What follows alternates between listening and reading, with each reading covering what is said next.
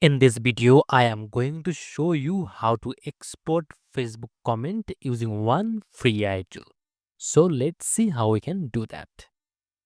You'll get the link of this website in my video description. Just copy and search in your search bar. Then you'll get the interface like this. Now here you need to paste the Facebook post URL for which you'd like to export comment. Let's see, I would like to export the comment of this Facebook post.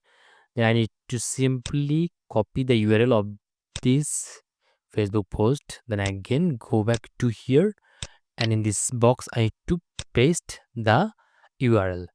Now I have to select your start export process.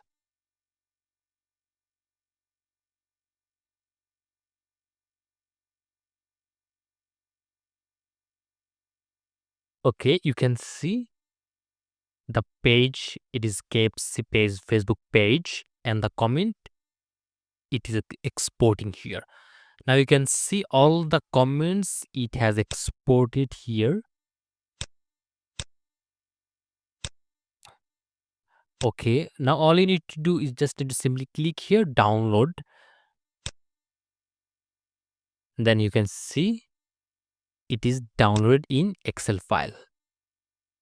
So in that way, you can download any Facebook post comment using this free AI tool.